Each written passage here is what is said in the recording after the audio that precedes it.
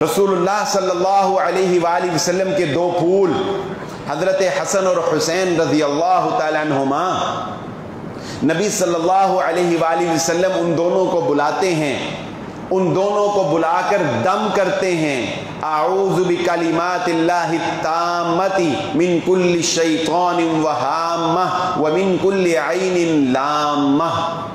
कितनी मुख्तसर दुआ है। दोनों बच्चों को बुलाकर रसूलुल्लाह सल्लल्लाहु अलैहि वसल्लम दम करते हैं। ये दम बच्चों को नज़र बद से महफूज रखता है। ये दम बच्चों को तकलीफ से, परेशानी से, लोगों के नज़रों के हमले से, जादूगरों से, फूंकने वालियों से ये दम आपके बच्चों को महफूज रखता है। और इस दम की फजीलत जानते हैं क्या है?